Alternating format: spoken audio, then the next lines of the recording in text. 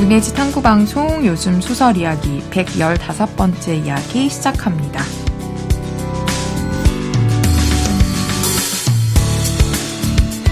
네, 안녕하세요. 저는 해방촌에서 문학서점 고요서사 운영하고 있는 차경희입니다. 안녕하세요. 저는 KBS 1라디오에서 라디오 프로그램 제작하고 있는 이주영입니다. 네, 오늘 저희 2023년 첫 방송인데요. 변화 없이 겨울호 문예지 들고 왔습니다. 저희 이번에 문학과 사회 2022년 겨울호 한번 살펴볼 거고요.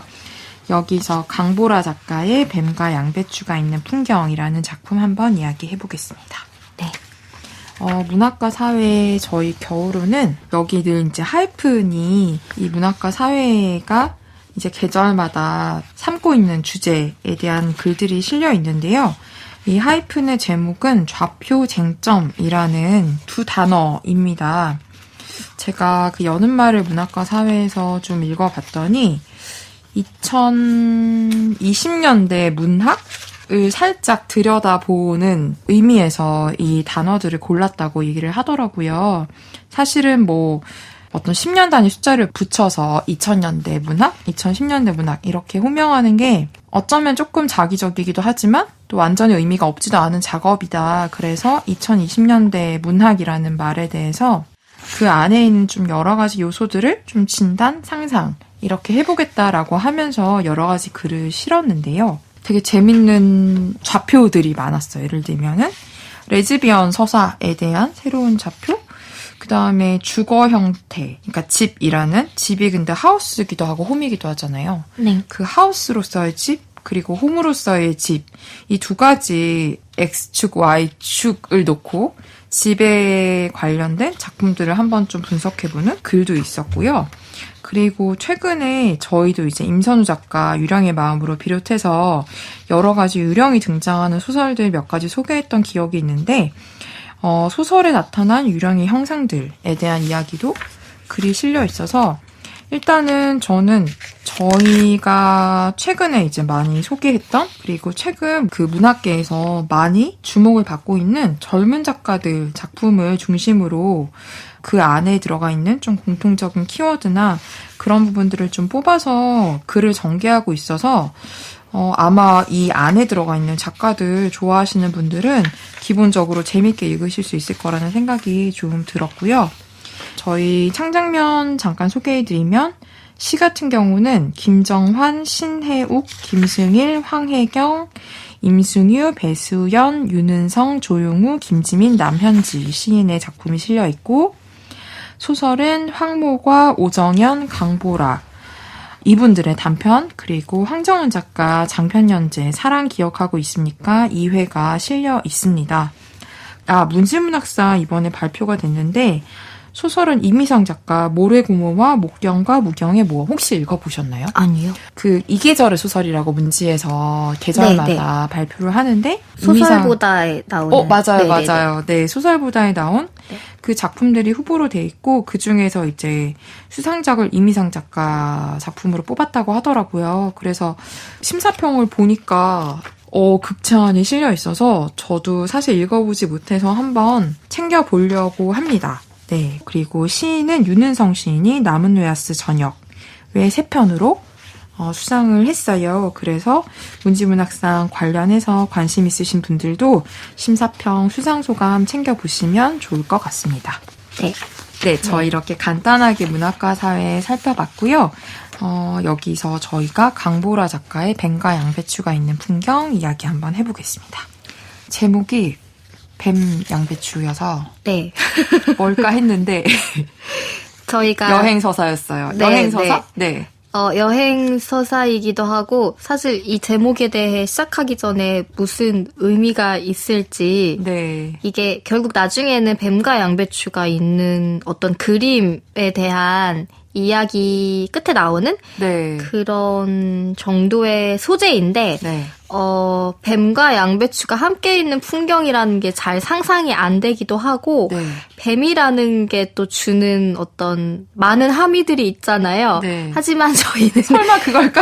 소설을 읽는 그 동안 얘기를 해봐도 이게 무슨 의미일까 꼭 뭐 의미를 유추할 필요는 없다고 하더라도 대한 결론은 내리지 못했지만 네. 어쨌든 소설에 대해서는 이번 문사에 실린 것들 중에 다른 것들도 재미있게 읽었지만 네. 그냥 저는 강보라 소설 읽을 때, 강보라 작가 소설 읽을 때 가장 좀 몰입도도 있고 재미있게 읽었어요. 네. 그러니까 약간 이야기는 좀 어떻게 보면은 한국에서의 상황과 이제 여행을 떠났을 때 발리로의 네. 상황이 이제 크게 나뉘기는 하는데, 네. 제가 강보라 작가의 소설 같은 경우에는 등단작을 저희가 또 소개해드렸던 맞아요. 기억이 나고, 네. 이게 제가 두 번째 읽는 소설이거든요. 네. 그래서 사실 중간에 다른 걸 발표하셨다거나 네. 그거를 제가 그 작품들을 읽지는 못해서 이렇게 두 작품을 비교하는 게 의미가 있을지는 모르겠지만 확실히 저번에 읽었던 신춘 등단 작품이랑 비슷하다는 느낌을 받기는 했어요. 네. 근데 그건 아마 이국적인 배경들에서 펼쳐지는 여행지에서 만난 사람들의 드러내지 않는 속내, 근데 겉으로는 서로의 행동이나 지나가는 말투나 이미지를 보고 저 사람은 저럴 것이야, 저런 면이 있네? 라고 생각하는 어떤 긴장감 같은 것도 있고, 근데 여행지에서 만난 사람들이니까 크게 의미 부여를 하지 않으려는 그런 마음도 있는 네. 그런 여러 가지 인간 내면의 좀 얄팍한 관계에 대한 생각들 그러면서도 내가 살아온 기준들이 여행을 가면 좀 뒤죽박죽 될 때가 있잖아요. 네. 아무래도 내가 원래 지내던 일상에서 만난 사람들과는 다른 사람들을 만나게 되니까 네. 그런 상황에 대한 이야기들이 좀 저는 재미있다라는 생각을 했어요. 그리고 여행지에서 정말 있을 법한 얘기들, 그리고 겨울이고 더운 네. 나라로 여행 가는 분들 되게 많잖아요. 네, 그래서 맞아요. 저는 여행 계획도 없고 여행에 지금 크게 관심은 없지만 그분들이 올리는 어떤 사진들이나 좀 약간 놀랍기도 했어요. 다들 되게 마치 어제 여행을 떠난 것처럼 되게 준비를 잘 해서 떠나시네? 라는 생각을 했는데 약간 이 소설을 읽으면서 그런 대리만족을 좀 했던 것도 있고 네네네. 네, 그렇습니다. 조금 서두가 길었는데 줄거리를 요약해서 말씀드리자면 네. 이 소설의 화자인 김재야라는 여성이 있어요. 중년에 접어드는 나이인 거죠. 네. 그리고 아마도 오랜 연인으로 생각이 되는 현호라는 사람과 함께 사실상 사실혼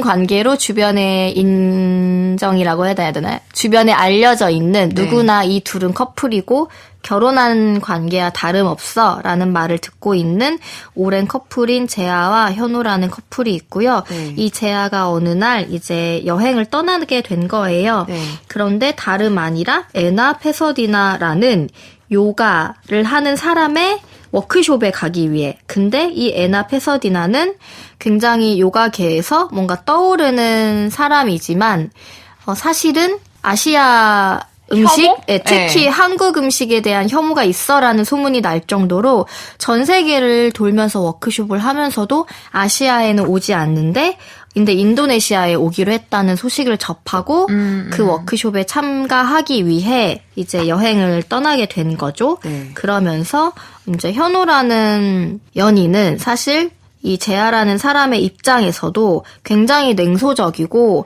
뭐 그런 사기꾼 같은 사람의 워크숍을 들으러 가라고 할 법한 반응을 보일 것 같았는데 선뜻 비행기 티켓을 끊어주면서 간 김에 쉬다 와라고 하면서 재아를 이제 혼자 여행을 보냅니다.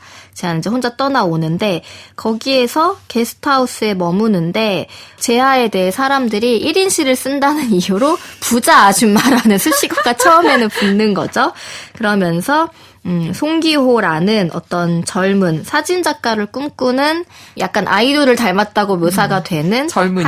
하얀 얼굴 어떤 그런 풋풋한 이제 좀 사람이 등장을 하고 이 사람과 재아를 굉장히 많이 엮어주기 위해 노력하는 중년 남성인 마치 그 게스트하우스에 이제 숙박하는 사람이지만 반장 역할을 하는 오반장이라는 사람이 있고 그리고 호경이라는 굉장히 네. 어디로 튈지 모르는 또 젊은 여성이 있죠. 근데 이 호경과 오반장은 뭔가 커플 같은 기류를 풍기기도 하는 네. 알 수 없는 관계의 네 사람이 이제 스쿠터를 타고 다니면서 그냥 잘 어울리게 돼요. 네. 그런데 재하는 사실 남자친구가 있다라는 사실을 여기서 밝히지 않은 것 같고 맞아요. 그리고 네. 송기호라는 그 젊은 사람과 자신을 엮어주는 게 내심 또 싫은 것만은 아닌 것 같은 맞아요. 하지만 굉장히 관찰자적인 입장에서 이 셋을 바라보는데 사실은 이들과 어울리는 게 즐거운 면도 있어 보이는 거죠. 네. 사실 이 소설이 되게 저는 개인적으로 끌렸던 이유는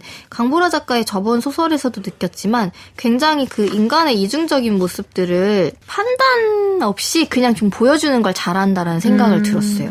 왜냐하면 여기서 재하와 현우는 그 송기호라는 사람의 이제 송기호는 굉장히 진지하게 자신이 네. 사진작가가 되고 싶어서 네. 그리고 재하가 예술 관련 글을 쓰고 있다라는 걸 알고 나서는 자신의 작품에 대해 의견을 막 구하고 베스트 컷이라고 생각한 거를 이제 매일 막 이제 공유를 하면서 평가를 받고 싶어 하는데 네. 솔직히 재하가 보기에는 너무너무 그냥 그 원주민 아이들의 얼굴이라던가 네.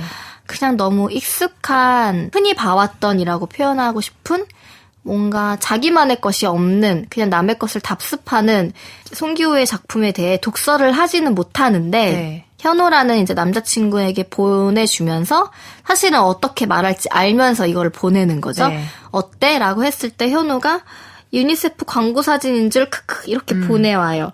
그러고 나서 좀 소름 돋았던 게 흐흐 내 말이 보고 싶다 우리 현호라고 하는데 이 어떤 자기와 여기 있는 사람들의 선을 긋게 만드는 게 사실 이 현호라는 존재인 거죠. 맞아요. 그래서 저는 이번 문학과 사회 그 이슈를 테마를 뽑은 게 아까 주영님이 10년 단위의 이야기라고 하셨잖아요. 문학사 네. 안에서. 그런데 사실 이 소설을 읽으면서 그 되게 세기말 혹은 밀레니엄 초기에 많이 떠돌았던 지리멸렬하다라는 마치 봉준호의 초기작에서 만나볼 수 있었던 그 단어가 떠올랐어요. 그게 이제 막 옛날 같아 이런 느낌은 아니고 어떤 그래 여전히 사람들에게 있는 그런데 왜 그게 지금은 여기서 나오는 요가 그 캐서디나? 네, 그 사람의 역할과 어떤 예술에 대한 안목이라는 테마의 책을 쓰잖아요. 그래서 저는 아니 제가 또 안목이라는 단어를 엄청 싫어하기도 하고 네. 근데 그 얄팍한 지점들을 너무 잘 건드리면서 그래 이 인간의 지리멸렬함이 인플루언서 시대를 거치면서 예술과 창작이 정말 모든 이의 테마가 된 것처럼 자기 표현과 뭐 SNS 소셜미디어만 봐도 대부분의 사람들이 일반적인 뭐 먹거리나 이런 거를 풍경사진, 뭐 여행사진 올리는 사람도 많지만 애초에 거기에서부터 사진을 통해 보여준다는 게 나 사진을 웬만큼 찍어라는 자부심도 있고 글을 쓰잖아요, 또 거기에. 네. 그런 거에 대한 사람들의 반응이 달리잖아요. 네. 그러니까 소셜미디어라는 게 이제는 우리가 모두 예술가이자 창작자가 될 수 있어라는 어떤 경계가 있어야 된다는 뜻은 아니지만 그게 허물어진 지 너무 오래인데 네. 여기서 있는 재하와 현호라는 인물은 그럼에도 그 경계를 짚고 싶어하는 사람들이 같이 네. 느껴져요. 네. 하지만 슬펐던 거는 어디였죠? 결국에는 이들이 지리멸렬한 인류이면서도 네. 짠하다고 느꼈던 게 어떤 위안을 삼으려는 거. 그러니까 이 대목이었는데 이게 사실은 여기서 좀 마음이 이렇게 냉소적일 수밖에 없는 사람들이 결국 이 냉소도 자기 방어이지 않을까? 물론 제가 이 둘을 옹호한다는 뜻은 절대 아니고 만나면 진짜 같이 똑같이 재수없게 그러고 싶은 사람들이긴 하지만 이런 대목이 있어요. 마흔 이후의 삶은 내리막길을 달리는 스쿠터처럼 무서운 가속도로 우리를 흔들었다. 그리고 우리는 사실 아마도 앞으로 별일이 없으면은 이렇게 둘이 살아가지만 우리는 예상을 벗어난 결과 앞에서 평정을 가장하는 일이 늘어났다. 그리고 각자의 영역에서 작은 실패를 맛보고 작은 성공으로 그것을 가름하길 거듭하며 나이에 어울리는 포기와 체념을 얼굴에 새겼다. 그리고 심사숙고 끝에 입양한 고양이 한 마리, 맛있는 음식, 질 좋은 스피커. 이게 너무 사실은 이 대목을 읽었을 때 제가 떠올린 몇몇 커플과 인물들이 있거든요. 네.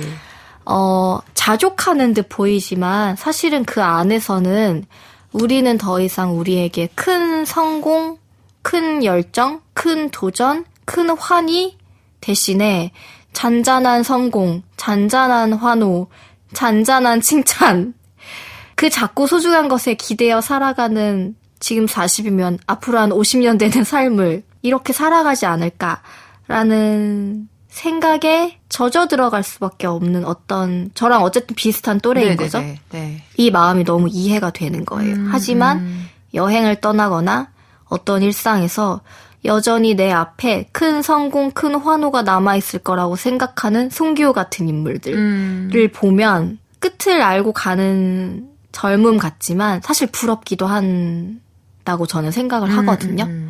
그리고 사실은 뭐 송기호가 잘 돼서 큰 작가가 돼봤자라는 생각도 해요. 네. 그건 어떤 업계의 인정, 업계를 벗어나서의 인정과는 또 심지어 대중이 좋아하는 것에 대한 지금 이 둘의 태도가 있잖아요. 네. 그거는 많은 예술하는 창작하는 사람들이 갖고 있는 태도기도 하고. 네, 더 나아가서는 솔직히 막 몇십만 부 팔렸다고 하는 소설들이 여전히 기사화될 때가 있는데 저도 그 소설을 안 읽었단 말이죠. 네, 따뜻한, 환타지적인. 하지만 그 사람들의 그걸 쓰는 거를 문학성이 없어라고 쉽게 말할 수 없다라고 생각을 또 해요. 하지만 알아요. 읽으면 난 좋아하지 않을 거라는 걸. 뭐 그건 제가 이제 섣부른 판단이기도 하고 아니면 좋아. 하지만 숨어서 좋아할 것 같아. 이런 느낌. 저도 약간 그런 영화에는 그런 거 있거든요. 그러니까 마치 저에게 드러내놓고 찬사할 순 없지만 재밌어하고 거기에 어떤 꽂히는 포인트들이 있단 말이에요. 하지만 그거를 내가 막 찬사를 드러내놓고 하지는 않는 것처럼 누군가에게 길티 플레저인 것처럼. 근데 이 재하라는 인물과 현우라는 인물에게 굉장히 그런 면에서 이입이 됐고 또 하나 호경이라는 인물이 그런 것들을 굉장히 많이 진취적으로 뭔가 다 꿰뚫고 있는 것 같아. 그리고 재하가 자신이 호경이라는 인물에게 꿰뚫어 보임을 당할까봐 굉장히 좀 전전긍긍해하는 대목도 있고 그런 인물들이 지금 앞에 다 얘기해드리진 못하지만 오반장이라던가 호경이라던가 요가 워크숍의 장면이라던가 이런 것들이 그 어떤 90년대 말 2000년대 초반에 느껴졌던 인간사회의 어떤 지리멸렬함이 어떻게 보면 이거는 뭐 기생충이란 영화에서도 여전히 다뤄지고 있는 그런 속물적인 내용과 또 맞닿아 있는 거죠. 근데 저는 이게 그냥 웃어넘길 수만 없는 게 예술이라는 거에 중심에 있든 외부에 있든 언저리에 있든 이거를 어떻게 해야 하지라는 생각이 좀 계속 들게 만드는 문제 같아요. 여기서 대놓고 안목 시리즈라고 하는 말이라던가 저는 물론 예술에는 어떤 뭐 등급은 아니어도 모두가 같은 예술일 수 없다라는 생각에는 동의를 하지만 그거를 판단하는 것은 누가 하는 거지? 어떤 사람들이 하는 거지? 어떤 사람들이 거기 안에 들어갈 수 있는 거지? 이런 생각들을 하면서 그냥 소설적으로도 재미있게 느껴졌던 부분들이 있고 제가 좀 좋아하는 류의 주제들이기도 하고 아마 읽는 분들 중에 소설을 읽는 분들 중에 예술 전반이적으로 좋아하는 분들이 계실 테니까 강보라 작가가 무엇을 말하고 싶은지 어떤 분들은 반감을 느끼실 수도 있고 어떤 분들은 현우의 입장에 되게 많이 이입이 되실 수도 있고 어떤 분들은 송기호의 입장일 수도 있고 매력을 느끼는 지점들이 좀 다를 거라는 생각을 했어요. 그래서 이번에 이제 문학과 사회 안에서도 좀 같이 읽어보면 좋겠다라는 생각을 했습니다. 네. 저는 이 작품이 되게 여러 가지 장점을 가지고 있다고 생각을 해요. 제가 처음에는 이 작품에서 하려고 하는 이야기가 제 눈에 조금 보여서 저는 그 부분 때문에 막 엄청나게 열광하면서 읽지는 않았는데 근데 이것을 다시 찬찬히 좀 들여다보니까 이 작품이 갖고 있는 좀 확연한 장점들이 저한테 좀 보였는데요. 그 중에 하나가 캐릭터인데 아주 디테일이 잘 살아있고 정말 그 경리에 말한 대로 송기호, 오반장, 호경 조금 다 이입해서 좀 생각해볼 만한 그런 지점들을 다 갖고 있는 캐릭터. 그래서 사실은 단편에서 이렇게 한 4명, 5명 캐릭터 나오면 이거 살리기가 쉽지 않은데 되게 균형감 있게 캐릭터들을 살리면서 네. 도구화하거나 약간 그렇게 쓰지 않고 이 안에서 각각 캐릭터에서 우리가 생각해볼 만한 것들을 다 심어놨다는 점에서 저는 네. 그 부분이 되게 능숙하다라는 생각이 들었고 화자가 되게 얄밉기도 하면서 네. 또 이해도 가면서 그렇잖아요. 그러니까 네. 사실은 나로 이제 1인칭 시점인데 네. 이렇게 나라는 화자를 가지고 가면서 솔직히 이 나라는 화자를 되게 얄밉게 그리기는 쉽지가 않거든요. 네. 저는 그렇다고 좀 느꼈어요. 제가 쓸 때도 네. 그렇고 네. 이게 나라는 단어를 쓰는 순간 이 화자를 하여튼 얄밉고 나쁘고 누군가를 속이거나 좀 계산적이거나 이렇게 만들기가 저는 쉽지 않다고 생각하는데 그 쓰는 사람과 이 화자의 거리감을 아주 잘 만들면서 네. 이 화자가 하는 말을 내가 다 믿어도 되나? 네. 이 화자가 정말 진실을 말하고 있나? 네. 약간 이런 식의 좀 느낌을 주면서 좀 독자들을 밀당을 좀 되게 잘한다는 느낌이 좀 들었었어요. 네. 그래서 이 1인칭으로 쓴 이 나 화자가 저는 이 소설에서 제일 제가 마음에 들었던 네. 부분이었어요. 그래서 네. 우리는 이 화자가 말하는 것에 따라서 네. 사실은 아까 말씀하신 것처럼 현호의 동조에서 이들을 비판하기도 하다가 네. 혹은 나중에 약간 좀 뒤통수를 맞기도 하고 약간 이런 식으로 좀 끌려가잖아요. 근데 약간 이렇게 독자를 어쨌든 화자가 하는 말에 홀려서 끌고 가게 하는 저는 이 힘 자체가 어쨌든 네. 서사적으로 충분히 매력이 있다는 네. 생각이 저도 들었고요. 네. 꽤 많은 장면들 여행에서 네, 네, 장소도 네. 많이 바뀌고 그 또 뒤에도 한국으로 바뀌는데 또 돌아와서도 네, 근데 여기에 있고. 되게 생동감을 부여하는 것들은 이런 디테일인 것 같아요. 그것도 저는 되게 이 작가가 잘 쓰는 장점 중에 하나라는 좀 생각이 들었었어요. 아까 말씀하신 것처럼 진짜 얄밉고 이 현우랑 화자가 근데 저도 이상하게 완전히 제 안에 이런 부분을 부정할 수 없게 만드는 뭔가를 이들이 약간 좀 저를 좀 자극한다고 해야 되나? 건드리는 게 네, 있죠. 그런 느낌이 좀 맞아요. 드는 거예요. 아까 제가 왜 실제 이런 사람들을 만나면 같이 재수없게 굴 것 같다라는 얘기가 뭐냐면 분명히 재수없고 어떻게 이런 식으로 생각할 수가 있어라고 하지만 분명히 또 저를 건드리면서 제 안에 위성 같은 걸 좀 자극하는 부분들이 있었어요. 그 자기와 닮은 모습이 보이기 때문에 같이 네. 재수없게 굴고 싶은 마음 같은 거거든요. 맞아요. 그 재하라는 인물은 저는 여기서 특히나 오반장이나 호경에 대한 재단을 굉장히 빨리 해요, 재하가. 네. 그리고 우리는 소설을 통해서 재하의 관점으로 이 사람들을 보잖아요. 오반장에 대해서는 사실은 실패한 중년인데, 그러니까 뭐 말할 수 없는 사업상의 이유로 지금 뭐 발리를 여행을 전전한다라고 하는데, 재하가 보기엔 돈도 없으면서 그냥 이런 게스트하우스에서 젊은 애들 대장 노릇이나 하고 싶어하는 저런 어린애들 혹은 어떤 사람들의 인정과 자신이 젊은이들과 허위 없이 어울 수 있다라는 그런 거에 대한 자부심으로 그냥 어린애들에서 우두머리 노릇을 하면서 만족하는 실패한 사람 이렇게 재단을 해버려요. 근데 저는 재하라는 인물이 얄밉기도 하지만 재하가 스스로 고통을 만약에 받고 있다면 이 인생에서 스스로에게 어떤 괴리감을 느낀다면 그거는 재하라는 사람이 상대방을 어떤 인물을 굉장히 잘 꿰뚫어 본다고 스스로 생각하기 때문이라는 생각을 해요. 그리고 실제로 너 사람 되게 정확히 봐라는 말을 듣는 사람일 수도 있고 재하가 불행하다면 여기서의 재하는 저는 조금 불행하게 느껴졌거든요. 그거는 자기의 그 기질을 때문이라고 생각을 드는 게 저도 약간 이런 기질이 있는데 누군가를 굉장히 잘 알아봐. 그리고 그 잣대로 사람들을 평가하면서 왜 송기호가 한국에 와서 연락을 진짜로 자기가 도와주겠다는 말을 믿고 하잖아요. 그럴 때 다시는 연락을 하지 못하게 하지만 굉장히 친절한 말로 선을 긋잖아요. 그러니까 이런 애들한텐 이렇게 대해주면 돼라는 이미 선이 경험을 통해 서 있는데 사실은 재하는 누군가를 잘 보기 때문에 불행할 수밖에 없는 사람이라는 게 까먹었지만 어떤 명언 중에 사람들을 잘 꿰뚫어 보는다고 뭐 생각하는 사람들이 있다. 뭐 그건 대단한 일일 수 있다. 그런데 그래서 뭐 어쩔 것인가? 뭐 이런 말을 남긴 사람이 있거든요. 그래 너 사람 잘 봐. 뭐 근데 그게 뭐? 약간 그러니까 하든 그게 너한테 무슨 도움이 돼? 너 저 사람을 잘 봐서 뭐 내가 속지 않기 위해 나를 뭐 보호할 수는 있겠지만 그렇게 저 사람은 저런 사람이고 이 사람은 이런 사람이야 라는 얘기를 내가 드러내봐서 그래서 뭐 어쩔 건데? 라는 뭐 그런 말이 있어요. 송규호라는 인물, 호경이라는 인물의 태도를 너무 많이 넘겨짚으면서 나와 거리감을 너무 빨리 둬버리는 걸 수도 있다라는 생각을 해요. 호경은 물론 오해받는 지점이 있을 수 있지만 사실은 또 쉽게 호감을 사는 인물이기도 하잖아요. 네네.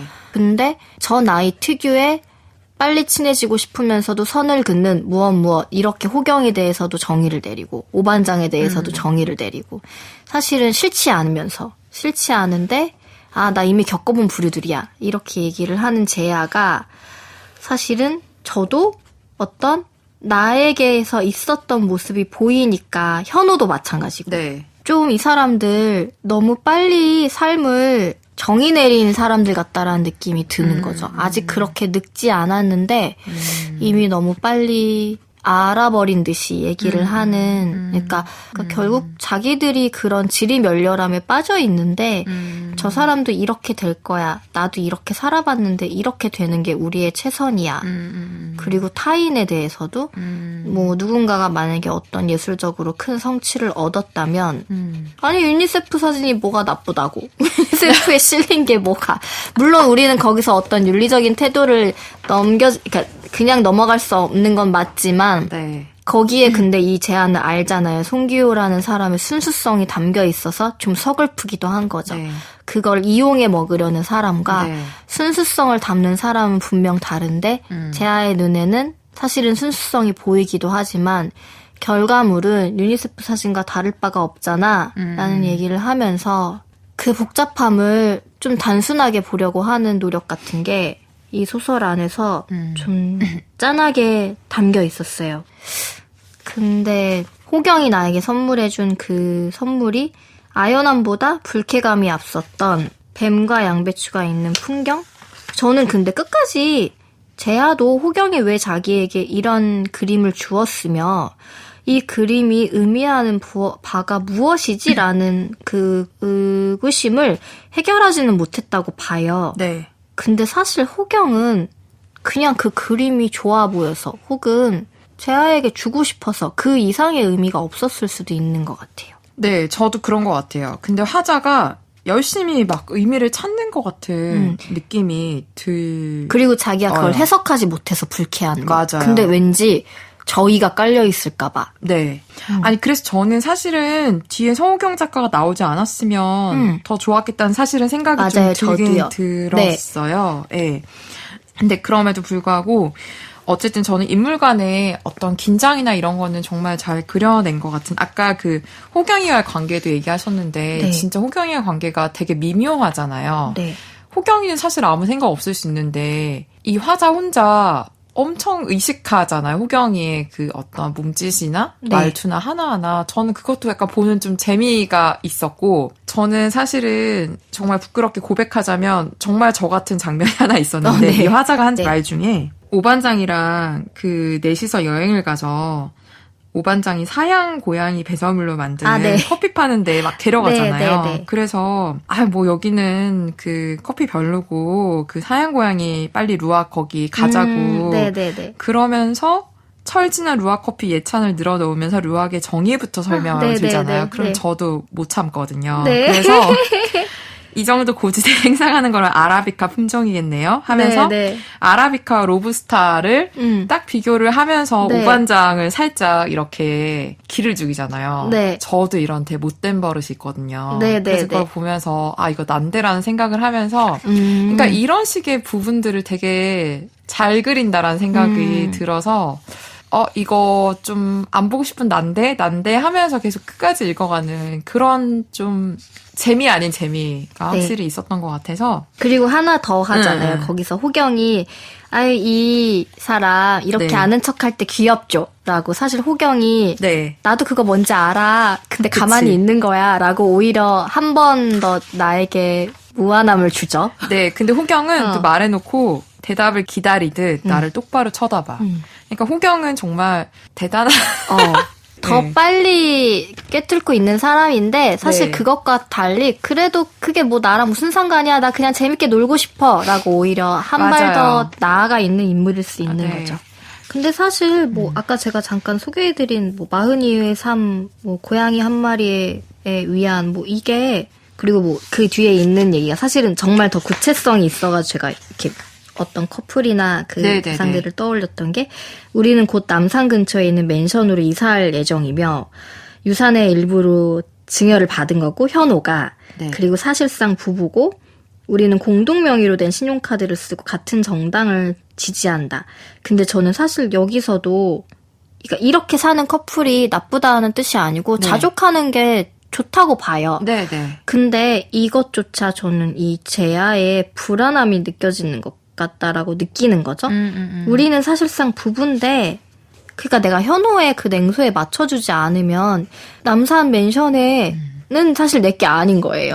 내가 갖고 있는 것조차 사실은 한순간 내가 어느 순간 현호에게 등을 돌리고 혹은 현호가 나에게 등을 돌리면 그 냉소의 세계에 내가 참여하지 않으면 현호가 쓰라는 대로 내가 글을 쓰지 않으면 현호의 영향 밖에 벗어나서 내가 송기호 같은 사람들과 어울리면 내가 갖고 있는 이 위안의 세계에서조차 나는 벗어나게 될 거야 라는 어떤 깔린 불안도 있는 것 같아서 맞아요. 그러니까 사실 현호한테는 이 마지막에 고백을 못했을 거예요. 나 사실 즐거웠어. 아마 갔다 와서는 아 너무 힘들었어. 그런 사람들이랑 참아주느라 라고 했을 가능성이 너무 큰 것 같아서 그냥 재아라는 이 화자에 대해 저도 싸우고 싶은 만약에 만났으면 싸우는 건 아니지만 같이 이렇게 투닥투닥 신경전을 하면서도 근데 또 이런 점까지 보이면 되게 복잡해지는 거죠. 맞아요. 좀 짠하다는 말이 강보라 작가가 의도한 건 아닐 수도 있는데 의도 안 했을 것 같아요. 근데 왜 저는 짠할까요? 네. 그 저번 제가 읽었던 작품도 그렇고 그 두 여성에 대한 되게 사람들의 시선들이 있잖아요. 그리고 두 여성 사이의 갈등과 불안도 있잖아요. 근데 그 은은하게 깔려있는 불안에 그게 있어서 쉽게 편을 못 들면서도 그렇다고 지고 갈 순 없는 그런 마음들이 항상 그 화자 혹은 인물들에게 깔려있는 것 같아요. 그리고 어떻게 보면은 아까 주영님이 말씀하신 쓰는 사람과 화자가의 거리감이 되게 느껴져서 오히려 그게 좀 매력으로 다가오는 것도 있는 것 같아요. 하여튼 그 잔잔한 불안을 끝까지 참 가져가는 그것도 나라는 1인칭으로. 매력 있게 옹호하는 거를 굉장히 끝까지 좀 독하게 져버리는 것 같아서 소설가라는 존재가 오히려 여기서는 뭔가 편드는 느낌은 없어서 그래서 좀 소설적으로는 좀 다르다라는 생각을 자꾸 했던 것 같아요. 약간 그리고 저는 이 외국을 배경으로 한 이 긴장감이 물론 겨우 두 번째 읽은 거지만 만약에 또 쓴다면 누구는 또 비슷하다라고 느낄 수 있는데 또 써도 다른 결이 나올 수도 있다라는 생각도 들었어요. 그래서 이번에도 저희도 얘기하면서 옹호할 수 있는 지점과 아쉬운 지점들이 있었잖아요. 근데 그냥 조금 계속 이렇게 써보면 또 다음에도 읽고 뭐 재미있을 수도 있고 아닐 수도 있지만 또 다음에 써보면 읽어보고 싶다라는 생각을 이번에도 좀 하게 된 것 같습니다. 네, 저 이렇게 강보라 단편소설 뱀과 양배추가 있는 풍경에 대해 이야기 나눠보았습니다. 문예지 탐구방송 요즘 소설 이야기. 다음 시간에는 자음과 모음 2022년 겨울호에 실린 김인숙 신작 단편에 대해 이야기 나눠보겠습니다. 강보라 소설 뱀과 양배추가 있는 풍경의 일부를 경희님의 낭독으로 들으시면서 저희는 다음 시간에 인사드리겠습니다. 들어주셔서 고맙습니다.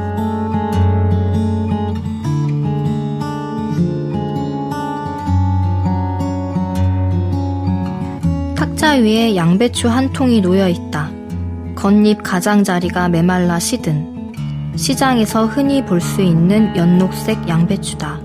그리고 뱀. 손가락으로 들어 올릴 수 있을 정도로 조그만 뱀이 양배추 옆에 죽은 듯이 누워있다. 탁자 위에 놓인 양배추와 그 옆에 있는 뱀. 그림 속에 있는 건 그게 전부다. 극장에 다녀온 날 저녁 나는 이사 전에 버리려고 베란다에 쌓아둔 물건들 사이에서 이 그림을 찾아냈다. 손바닥만한 캔버스에 유화 물감으로 그린 조악한 정물화. 오래전에 호경이 내게 준 그것을 나는 베란다에 서서 한참 들여다보았다. 새하얀 캄보자꽃과 원숭이, 노을에 물든 논밭 같은 상투적인 그림들을 제쳐두고 그 애가 굳이 골라 내게 선물한 것. 아무런 맥락이 느껴지지 않는 텅 빈, 이해 불가능한 어떤 것. 그림을 받았을 때 아연함보다 불쾌감이 앞섰던 이유를 나는 이제 조금 알 것 같다. 누군가 그 작은 모험에 대해 묻는다면 나는 그래도 즐거웠다고 말할 것이다. 그리고 내가 가장 좋아하는 사진 한 장을 보여줄 것이다. 흑백의 콘트라스트를 강하게 넣은 그 사진 속에서 호경과 나는 양팔을 하늘로 쳐들고 활짝 웃는 얼굴이다. 번개가 치고 천둥이 우르릉거리면 그것은 네거티브 필름처럼 변한다. 검은 부분이 하얘지고 하얀 부분이 검어진다. 검은 얼굴에 우리를 태우고 강물을 가르는 흰 코끼리. 화면 가득 하얗게 발광하는 그것은 게스트하우스 마당에 있던 기괴하게 큰 코끼리 조각상을 떠오르게 한다.